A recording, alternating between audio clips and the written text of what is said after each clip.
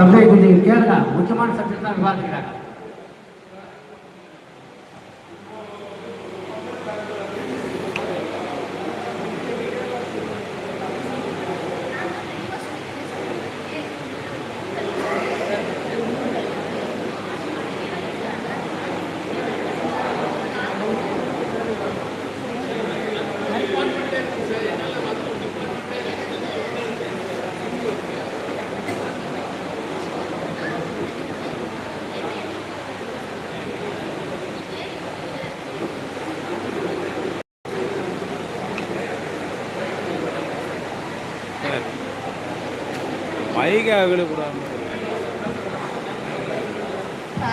திருப்பி ஒரே ஒரு கிளாரிஃபிகேஷன் எல்லாருக்குமே வந்து டாக்கோல ஆடு மாடு கோழி எல்லாத்துக்குமே வந்து நான் 1 லட்ச ரூபாய் தான் லோன் சொல்லி பிரிவினராக மட்டும் இருந்தாங்க அப்படின்னா ஆடு மாடு கோழிக்கு வந்து 1 லட்ச ரூபாய் லோன் கொடுக்குறோம்.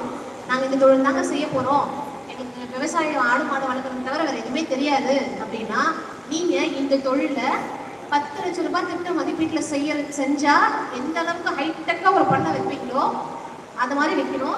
வேல்யூ ஆட் ப்ராடக்ட்ஸ் பண்ணணும். புரியுதுங்களா? பால் மட்டும் கறந்து நான் ஊற்றிடுவேன் அப்படின்றது கிடையாது. பாலில் பேக்கெட் பண்ணி விற்கணும், தயிர் பண்ணி விற்கணும், அப்படி இல்லைன்னா வேற ஏதாவது வேல்யூ ஆட் பண்ணி விற்கணும். நெய்யாக விற்கணும், இல்லை பால்கோவா, ஏதோ ஒரு வேல்யூ ஆடட் ப்ராடக்டாக பண்ணணும். ஒரு சின்ன யூனிட் மாதிரி போட்டு அதை பண்ணுற அளவுக்கு நீங்கள் இருக்கிறீங்க அப்படின்ற பட்சத்தில் நீங்கள் அதுக்கான ப்ராஜெக்டை டிஸ்ட்ரிக்ட் மேனேஜரை கன்வின்ஸ் பண்ணிட்டீங்க அப்படின்னா அவங்க ஃபீல்டு வருவாங்க. நான் சொல்றது 10 லட்ச ரூபாய்க்கு நான் மாடு தான் வாங்குவேன்னு அடைக்கிற மக்களுக்காக, சரிங்களா? அவங்க இன்ஸ்பெக்ஷன் வருவாங்க. இன்ஸ்பெக்ஷனில் வந்து அவங்க சாட்டிஸ்ஃபை ஆனால் மட்டும்தான் அதை வந்து ப்ரொசீட் பண்ணுவாங்க. அப்படி சாட்டிஸ்ஃபை ஆகலை அப்படின்ற பட்சத்தில் அங்கேயே ரிஜெக்ஷனுங்க, இது பண்ண முடியாது, நீங்கள் வேறு ஏதாவது பண்ணிக்கங்க அப்படின்ற மாதிரி சொல்லிட்டு வந்துடுவாங்க. நாங்கள் என்ன சொல்கிறோம் அப்படின்னா, இது எங்களுடைய மேலாண்மை இயக்குனரோட அறிவுறுத்தல். நம்ம மக்கள் எப்போ பாரு வந்து ஆடு மாடு தவிர வேறு எதுவுமே யோசிக்கவே மாட்டேங்கிறாங்க. கேட்டால் நாங்கள் கிராமப்புறத்தில் இருக்கோம்னு சொல்கிறாங்க. கிராமப்புறத்தில் இருந்து எத்தனையோ பேர் வெளியில் வந்து நல்ல நிலைமைக்கு இருக்கிறாங்க. ஆனால் நம்ம மக்கள் அவங்ககிட்ட வந்து வேலை தான் செஞ்சுட்டு இருக்காங்க, யாரும் வேலை கொடுக்கல. நீங்கள் போகிற இடத்துலையாவது இந்த தகவலை நமக்கு சொல்லுங்க அப்படின்னு சொன்னாங்க. 4 பேருக்கு வேலை கொடுக்குற நிலைமை நம்ம இருக்கணும். இதுதான் நாங்கள் எதிர்பார்க்குற ஒரு விஷயம், சரிங்களா? நான் வந்து மாடு தான் வாங்க போகிறேன், அதில் நான் வந்து இப்படி தான் செய்ய போகிறேன் அப்படின்னா நான் சொன்ன மாதிரி நீங்கள் ஒரு யூனிட் வைக்கணும், வேல்யூ ஆடட் ப்ராடக்ட்ஸ் பண்ணணும்.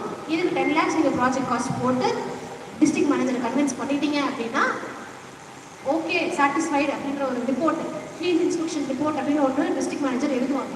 அந்த இன்ஸ்பெக்ஷன் ரிப்போர்ட்டில் இதெல்லாம் இருந்துச்சு, இவரால் இந்த தொழிலை செய்ய முடியும், நான் இது எல்லாத்தையும் வந்து இன்ஸ்பெக்ஷன் அப்போ பார்த்தேன் விசாரித்தேன் அப்படின்ற மாதிரி நான் என் ரிப்போர்ட்டில் எழுதுனா மட்டும்தான் அந்த 10 lakhs லோனுக்கு அடுத்த கட்ட நடவடிக்கை எடுத்துக்கணும்.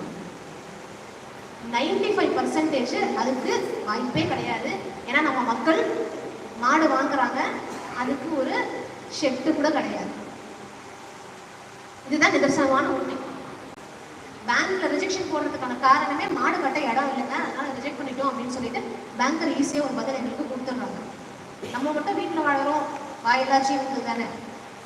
நேற்று ஒரு அம்மா என்ன சொல்றாங்க, நான் அதை பார்த்துக்கோமா, நான் எங்கே வேணா கட்டிப்போம்மா அப்படின்றாங்க. லோன் கொடுக்குறது நான், பேங்கர். ஏதாவது ஒன்று ஆயிடுச்சுன்னா அந்த மாதிரி ஈஸியாக பதில் சொல்லிட்டு போயிடுவாங்க. பேங்க்ல ஒழுங்காக காசு கட்டலைன்னா மாடு செத்து போச்சு, ஏதோ ஒரு காரணத்தை இவங்க சொல்லிடுவாங்க.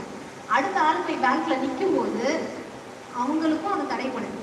ஒருத்தர் செய்யற தப்பால இன்னொருத்தருக்கு லோன் கொடுக்கறதுக்கும் பேங்க் மேனேஜர்ஸும் யோசிக்கிறாங்க. ஐயா ஏற்கனவே ஃபர்ஸ்டே சொன்ன மாதிரி கடன் வாங்குறது நம்ம திருப்பி கட்டுறதுக்காக மட்டும்தான். அது செய்யாம நிறைய பேர் வந்து விட்டுடுறாங்க. பேங்கர்ஸ் எங்களை என்ன கேட்குறாங்கன்னா, இந்த அக்கௌண்ட் வந்து இல்லைங்களா, நம்ம வந்து தொழில் முனைவோருக்காக எவ்வளோ கஷ்டப்பட்டு அவேர்னஸ் கொடுக்குறோம், அப்ளிகேஷன் ப்ராசஸ் பண்ணுறோம், மானியம் வாங்கி கொடுக்குறோம், எல்லாமே பண்ணுறோம். இது எங்களுடைய வேலை. இதை தாண்டி